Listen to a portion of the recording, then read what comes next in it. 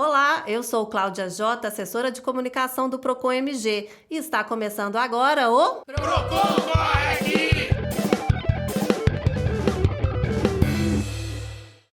Seu celular ficou velho. Esta versão deste aplicativo não roda mais nele. Compre outro celular.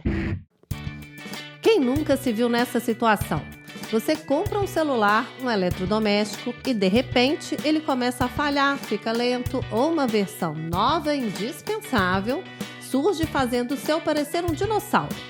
Parece que os produtos estão com hora marcada para morrer, não é mesmo?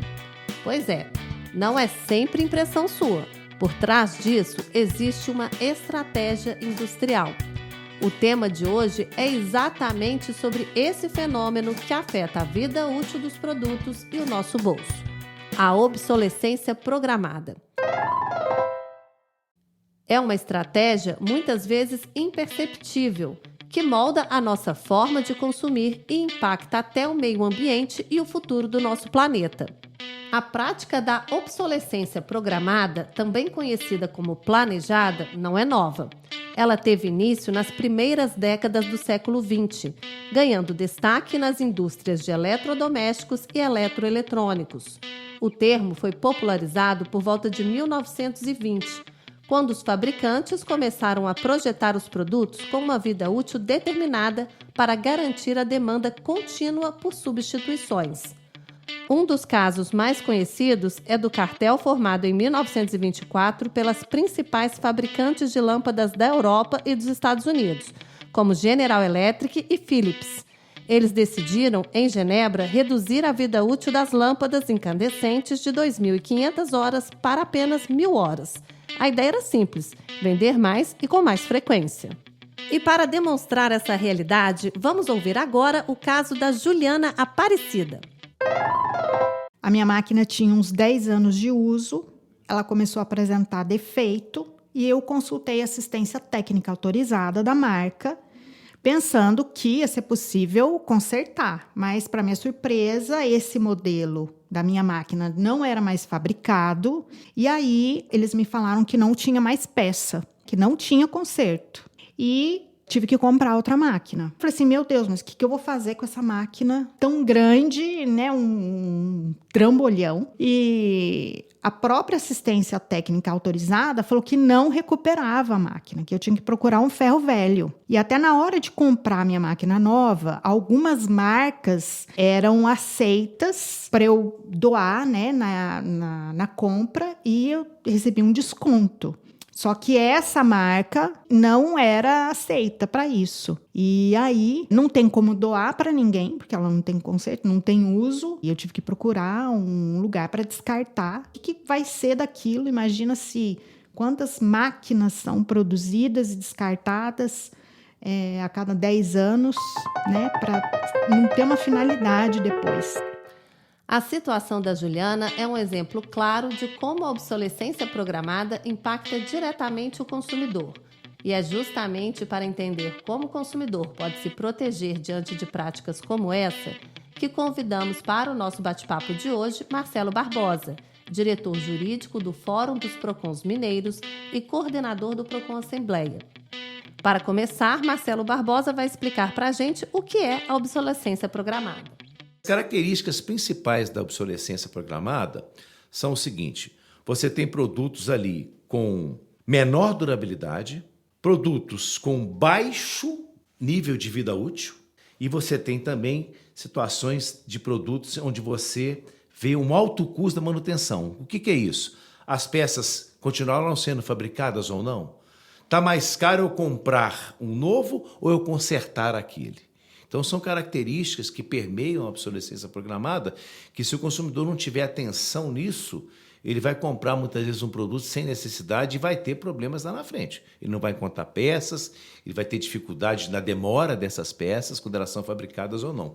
Então, são as características principais, eu acho que diz que elas têm no seu bojo mais prejuízo para o consumidor do que uma coisa interessante para ele. A obsolescência comportamental é a que mais mexe com a gente.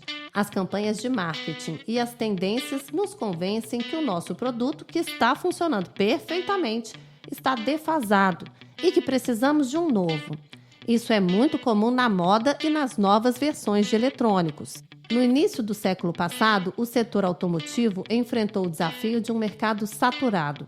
Os carros eram feitos para durar muito e as vendas caíram. A solução foi diversificar os modelos e incentivar a troca frequente, transformando o carro de um bem durável em um símbolo de status e personalidade. Agora, no século XXI, estão surgindo os carros elétricos, que não emitem o dióxido de carbono e não poluem o ar.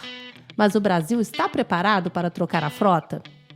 Há quem diga que alguns fabricantes produzem produtos com menor durabilidade de propósito.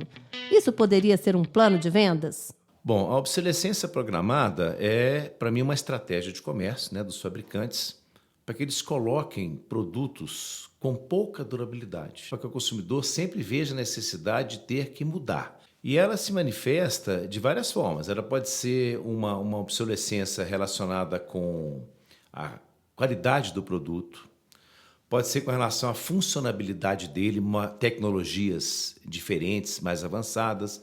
Você tem a obsolescência programada no que tange a aparência do produto, fazer um produto mais bonito, mais atraente. No início do século passado, o setor automotivo enfrentou o desafio de um mercado saturado.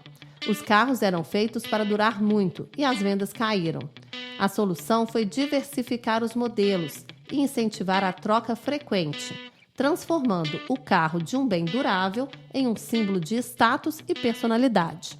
Agora, no século XXI, estão surgindo os carros elétricos, que não emitem o dióxido de carbono e não poluem o ar. Mas o Brasil está preparado para trocar a frota? Você tem um veículo desse que praticamente traz para o consumidor uma garantia de um meio ambiente melhor, isso é muito bem-vindo. Agora, quais são as consequências disso? Se mudar rapidamente, se pararem de produzir os veículos com combustível fóssil, por exemplo, como a gasolina. Primeiro, tem que ser veículos de preço acessível. Hoje nós sabemos que eles ainda são muito caros. Qual que é o tempo da durabilidade de uma bateria? Como essa bateria vai ser descartada? Eu já escutei aí que essa bateria custa quase metade do carro, em termos de preço. Então, essas preocupações com o que está se mudando na parte econômica são muito importantes. Outra coisa, você adquire um veículo, nós estamos falando do veículo, pegamos como exemplo o veículo elétrico. Nós temos um abastecimento suficiente para toda a população brasileira se abastecer com essa energia, com essa bateria? Tem postos de gasolina disponíveis em todos os trechos das principais vias brasileiras, estaduais e municipais? Porque isso tem que ser pensado também. Bom, essa questão é extremamente complicada, né? Nós sabemos aí, por exemplo, as pilhas, os equipamentos de informática, as baterias. O que vai acontecer com a bateria desses carros elétricos? Então, são preocupações que o governo tem que ter para conseguir receber esse produto ou reaproveitá-lo ou eliminá-lo. Isso é a função do poder público fazer isso. Pode ser até uma parceria com as empresas, mas isso tem que ser resolvido. Inclusive, nós temos uma súmula do Superior Tribunal de Justiça, que é a súmula 652, que responsabiliza o Estado pela falta de fiscalização com relação ao descarte desse material. Então é importante que o poder público crie formas de recolhimento, de reaproveitamento, porque isso é um perigo claro para o meio ambiente. Eu, como cidadão brasileiro, eu não sei o volume de descarte que existe, por exemplo, de baterias de celulares, de pilhas. Então isso deveria ser divulgado, talvez com campanhas educativas de informação, não só motivando o cidadão a procurar locais de descarte, como também incentivando as empresas, através de, pode ser redução de impostos, de alguma forma, subsidiar o trabalho, para que as empresas tenham, todas elas que trabalham com esses equipamentos descartáveis, frutos da obsolescência programada, tenham sistemas de descarte, de reutilização ou inutilização desses produtos. Então, nós não vemos isso no país de uma forma clara. Existe um programa? Qual é esse programa? Tem uma lei que trata sobre isso? Pode até existir, mas é de desconhecimento da maioria da população brasileira. E quando o consumidor tenta consertar um carro ou equipamento, mas não encontra mais a peça porque o modelo saiu de linha? Que direitos ele tem nessa situação? Bom, esse é um grande problema. Nós temos na legislação nacional o Código de Defesa do Consumidor, que tem 2 artigos interessantes, né? Um no Código e um no decreto que regulamenta. No Código está lá no artigo 32. O que ele diz? Enquanto um produto está sendo fabricado, tem que ter pressa para ele. Ponto. Então, isso é uma questão inegociável, né? E, em seguida, diz o seguinte: se esse produto parou de fabricar, nós temos que ter peça por um período razoável de tempo. Então, nós estamos com várias interrogações, né? O que é o período razoável de tempo? Aí a gente vai a um decreto federal, que é o decreto 2181, é um decreto de 1997, que coloca lá no seu artigo 13, inciso 21, o seguinte: é prática abusiva você deixar de ofertar peças de reposição, tá? Enquanto há fabricação, e cessada a fabricação, você tem que fabricar por um tempo razoável não inferior ao da vida útil do produto. Então, nós saímos de uma incógnita e entramos em outra. Qual é a vida útil dos produtos? Então, esse é que é o grande problema. O Brasil ainda não conseguiu regulamentar isso. Nós temos na Europa o Conselho Econômico e Social, e esse conselho na Europa, nos países europeus, ele recomenda aos fabricantes que informem no manual de instrução qual que é o tempo de vida útil daquele produto. Por quê? Exatamente para dar para o consumidor uma segurança maior se ele vai comprar ou não aquele produto. Exatamente para saber o tempo que ele vai ter de uso e a garantia de peças. No país nós não temos isso. A única coisa que existe hoje para você tentar fazer um balizamento do que é a vida útil, foi feita uma pesquisa pelo IDEC, que é o Instituto de Defesa do Consumidor, instituto muito conhecido no país, um dos melhores, e ele traz uma tabela sugestiva, né, com base em alguns experimentos, de qual seria a vida útil de um produto. Por exemplo, um aparelho de televisão, 5 anos, um veículo, 10 anos. Mas aí tem o mau uso do consumidor também. Se ele usar mal, a peça desgasta rapidamente. Então, não existe um parâmetro hoje no país. Então, essa tabela ajuda. O necessário seria que o governo federal ele conversasse, através dos seus ministérios, com os fabricantes, de que eles colocassem nos manuais de instrução qual que é o tempo de vida útil do produto. Para quê? Para garantir o consumidor no momento se vai existir peça e por quanto tempo. E segundo, para ele decidir se ele vai querer comprar ou não determinado produto, sabendo que, por exemplo, a durabilidade dele é de 1 ano apenas. De que forma a obsolescência programada estimula o consumismo e contribui para o endividamento? Quando eu falo que a obsolescência programada é uma estratégia comercial para que o consumidor sempre se sinta com a necessidade de mudar, ele está infeliz, ele tem que mudar, ele tem que comprar outro, e isso já está muito, muito caracterizado no consumidor que é consumista, quando ele não presta atenção e compra produtos sem necessidade e muitas vezes sem ter o dinheiro para isso, a causa é muito simples, é o superendividamento. Então ele não tem dinheiro, ele não está precisando daquela novidade, só que a questão do status social é tão importante para ele estar imbuído dentro de todos os status possíveis, ele acaba se endividando na compra de aquele produto que ele não precisava mesmo, porque o que ele tem já o atende plenamente, com questão de funcionalidade. Só que eu tenho que ter uma coisa mais bonita, uma coisa que está na moda, uma coisa com a estética melhor, porque isso faz com que eu me satisfaça, né? Isso aí traz consequências graves e uma delas, como você mesmo disse aí, é o endividamento do consumidor. E não se esqueça, o consumidor é responsável pelas escolhas e precisa cumprir o seu papel. O consumidor consciente busca informações sobre o custo-benefício, avalia a necessidade e os impactos ambientais antes de fechar um negócio. Então, o consumidor, na verdade, tem que procurar soluções que cabem no bolso dele, sejam soluções ambientais totalmente factíveis e que o consumidor saiba principalmente a consequência do uso daquele produto.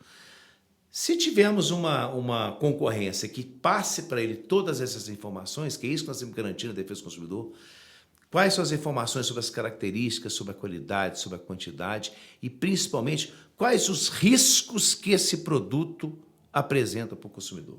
Então, ele tem que saber como é que funciona isso muito bem para buscar no fabricante, para buscar no produtor o melhor produto, O melhor custo-benefício, o melhor preço, a melhor durabilidade, o menor impacto ambiental. Então, ele tem que ter esse estudo. Para ele ter esse estudo, a concorrência tem que passar por ele todas as informações, porque sem isso ele não tem liberdade de escolha. Ele fica preso ali a informações, muitas vezes precárias, não são claras, e ele pode comprar um produto que está, de fato, ao invés de ser melhor para ele, está ser pior. Este foi o Procon Corre Aqui. No episódio de hoje, conversamos sobre obsolescência programada. E para você, ouvinte, a informação é a sua maior ferramenta.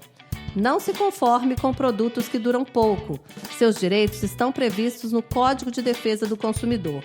Então não se esqueça, se você teve o seu direito como consumidor desrespeitado, registre a sua reclamação na ouvidoria do Ministério Público de Minas Gerais pelo número 127.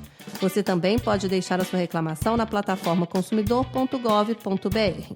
Eu sou Cláudia Jota e você pode nos ouvir no Spotify, no YouTube e na Rádio MP para ficar por dentro de mais histórias.